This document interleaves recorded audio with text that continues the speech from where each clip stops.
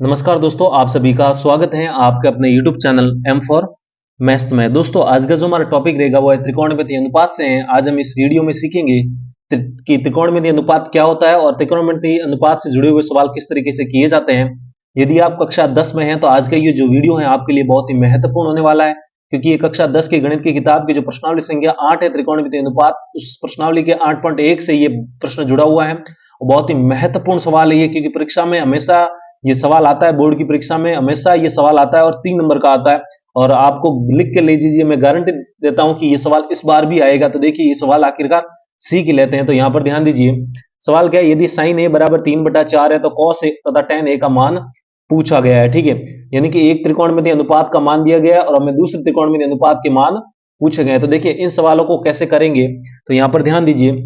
सबसे पहले आपको इस सवाल को करने से पहले एक समकोण त्रिभुज बना देना है, जैसा कि मैंने यहाँ पर इस सवाल में पहले से ही बनाया हुआ है। तो नाम दे देंगे ए बी सी। ठीक है, फिर भुजाओं की पहचान कर लेंगे। तो यहाँ पर देखिए, ये कोण क्या है, समकोण है। तो समकोण के सामने वाली भुजा क्या होती है, हमेशा कर्ण होती है। ठीक है, और हमारे देखिए यहाँ पर किस कोण की बात की गई है, ए की बात की गई है। तो यहाँ पर ये ए कोण है, इस कोण के सामने वाली ये भुजा है, तो ये भुजा आपकी क्या हो जाएगी, लंब हो जाएगी। ठीक है, तो मैं यहाँ पर लिख लेता हूँ लंब। और ये कर्ण हो गया, ये लंब हो गया, और पीछे क्या बचा आपका आधार। तो यहाँ पर लिख लेंगे आप आधार। ये भुजा हमारी क्या हो जाएगी, आधार हो जाएगी। ठीक है, अब देखिए इस सवाल को हम शुरू करते हैं धीरे धीरे। यहां पर ध्यान दीजिए, सबसे पहले आपको क्या लिखेंगे, दिया है, जो हमें दिया है वो लिखेंगे यहां पर।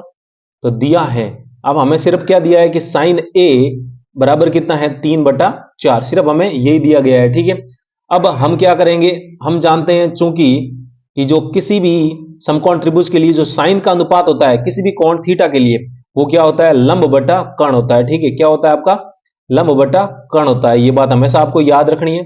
अब हम जानते हैं कि लाल बट्टा कक्का से हम किसी का भी त्रिकोणमितीय अनुपात निकाल सकते हैं, वो साइन हो, कॉस हो, टेन हो, चाहे वो उल्टा करो कॉट हो, सेक हो या कॉसेक हो। ठीक है, यहाँ पर आप देख सकते हैं साइन थीटा बराबर कितना, लंब बटा कर्ण है। अब हम क्या करेंगे, देखिए ये जो साइन ए का मान है और ये जो साइन थीटा का मान है, इन दोनों की हम यहाँ पर तुलना करेंगे। तो आप देख सकते हैं ये जो लंब है यहाँ पर कितना लिखा हुआ है, 3 है। तो इसका मतलब लंब का जो मान हो सकता है वो कितना हो सकता है, 3 हो सकता है।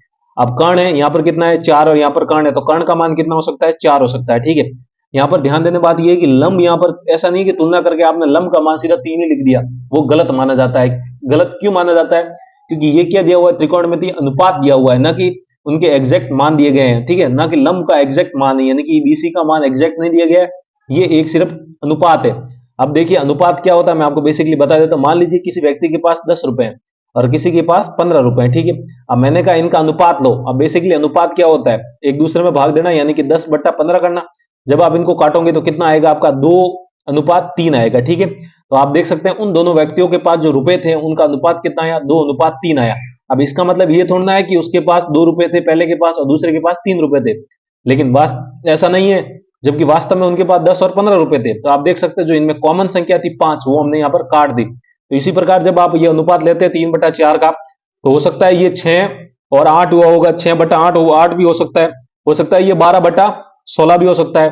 तो ये कुछ भी हो सकता है, जो कॉमन संख्या हमने कट ली वो हम यहाँ पर कॉमन संख्या क्या मान लेते हैं, के मान लेते हैं। ठीक है, तो यहाँ पर देखिए लिख लेते हैं, माना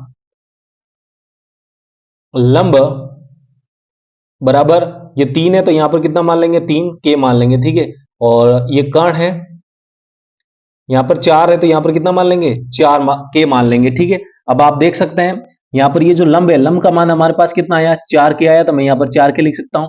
और हमारे पास कर्ण का कितना मान, सॉरी लंब का मान 3 है, तो यहाँ पर 3 के लिखेंगे, 3 के। और हमारे पास कर्ण कितना आया, 3 की, कर्ण 4 के हैं, 4 लिखेंगे।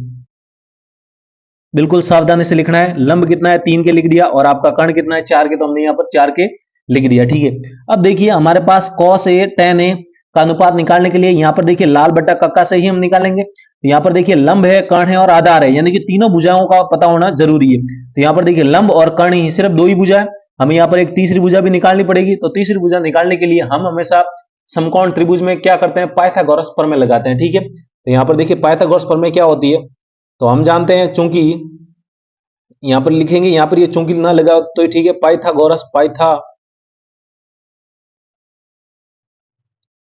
पाइथागोरस प्रमेय से।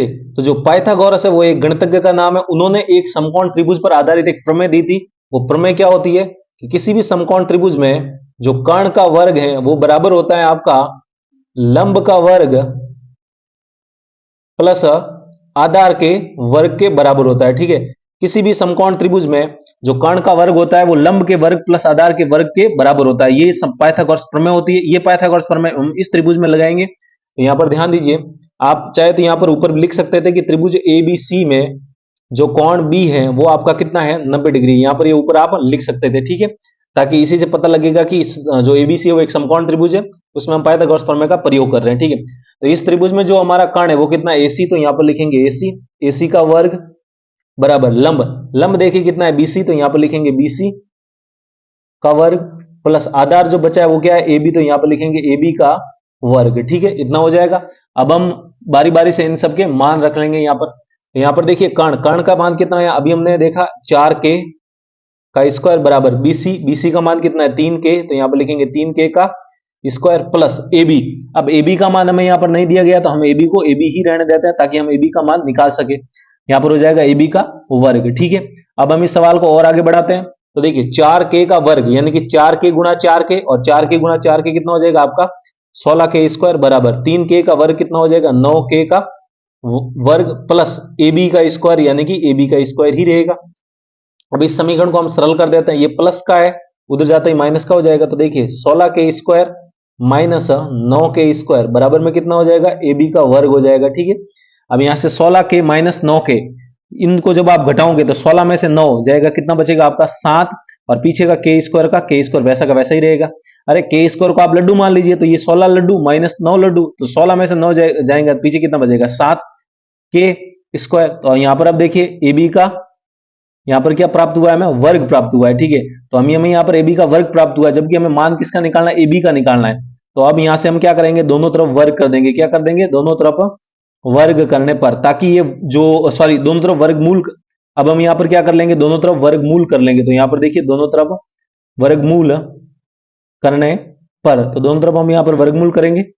यहां से देखिए ये 7k स्क्वायर है, इसके ऊपर भी ये अंडर रूट लग जाएगा, बराबर में जो एबी का वर्ग है इसके ऊपर भी क्या लग जाएगा, अंडर रूट लग जाएगा। ठीक है, यहां से आप देख सकते हैं ये के स्क्वायर वर्गमूल से बाहर आते ही क्या बन जाएगा के, जबकि ये अंडर रूट 7 अंदर ही फंस जाएगा, तो आप कह सकते हैं के अंडर रूट 7। ठीक है, कितना हो जाएगा आपका के अंडर रूट 7, के अंडर 7 का वर्गमूल नहीं होता है और 7 एक अभाज्य संख्या है, तो ये वर्गमूल के अंदर ही रहेगा। बराबर में ये जो इसका वर्ग है और इसका ये वर्गमूल आपस में कट जाएंगे, तो पीछे क्या बच जाएगा आपका एबी बचेगा। कितना बचेगा आपका एबी बचेगा। ठीक है, तो यहां से आप देख सकते हैं एबी का मान कितना आया के अंडर रूट 7, यहां इसको आप ऐसा भी लिख सकते हैं अंडर रूट 7k भी लिख सकते हैं, दोनों बात एक ही है। ठीक है, तो यहां से आप देख सकते हैं जो हमारा जो एबी का मान आया वो कितना आया, ऊपर ही ऊपर हम यहां पर लिख सकते हैं एबी का मान, एबी बराबर आ गया हमारा अंडर रूट 7k। ठीक है, अब हमारे पास एक समकोण त्रिभुज में जो तीनों भुजाएं ज्ञात होनी चाहिए, वो हमारे पास अब तीनों भुजाएं ज्ञात है। अब हम क्या करेंगे, जो हमारे मान पूछे हैं, इसने मान क्या पूछे हैं आपको, एक तो मान पूछा है cos a का और एक मान पूछा है आपको tan a का। तो हम बारी बारी से इन दोनों के मान निकाल देते हैं। तो ध्यान दीजिए, बारी बारी से इनके मान निकालेंगे। तो यहां पर देखिए, अब हम जानते हैं चूंकि किसी भी त्रिभुज के लिए जो cos थीटा होता है, जो cos थीटा होता है वो कितना होता है, लंब सॉरी जो cos थीटा होता है वो कितना होता है, आधार बटा कर्ण होता है। तो यहां पर लिखेंगे आधार बटा कर्ण। अब ये जो त्रिकोणमितीय अनुपात है ये आप लाल बटा कक्का से निकाल सकते हैं। मैं एक बार फिर बता देता हूं, देखिए लाल बटा कक्का, उसके लिए आपको क्रम याद रखना पड़ता है, साइन कोस टैन कोट से कोसेक। तो यहां पर ये एल बटा लंब बटा कर्ण कितना हो जाएगा आपका साइन, और आधार बटा कर्ण क्या हो जाएगा कोस। तो मैंने वही लिखा है कोस, किसी भी एंगल कोण थीटा के लिए आधार बटा कर्ण। ठीक है, अब यहां पर ध्यान दीजिए, इस त्रिभुज में जो हमें पूछा है cos a पूछा है, देखिए किस कोण के सापेक्ष पूछा है, हमें cos a पूछा है। तो यहां पर आप देख सकते हैं यहां पर ये cos a पूछा है, तो कोण क्या है a, तो ये a है, तो इसके सामने वाली भुजा ये क्या हमने लंब है, तो यही लंब होगी, और ये क्या होगी आधार। तो यहां पर ये आधार क्या है ab है। ठीक है, यहां पर आधार कितना है ab, तो हम यहां पर इसमें लगाएंगे कि cos a बराबर ab, आपका ab आधार हो जाएगा और बटा में कर्ण कितना हो जाएगा ac। ठीक है, ab का अभी हमने मान निकाला, कितना मान आया था हमारा ab का अंडर रूट, ये रहा अभी लिखा हुआ under root 7k, under root 7k का मतलब अंडर रूट 7 गुणा k होता है, और ac कर्ण, कर्ण का मान कितना माना था हमने 4k माना था। ठीक है, यहां से आप देख सकते हैं k से k ये कट जाएगा, तो हमारा आंसर क्या बचेगा अंडर रूट 7 बटा 4, और यही हमारा यहाँ पर क्या हो जाएगा आंसर हो जाएगा, यानी कि cos a का मान हो जाएगा इस त्रिभुज के लिए।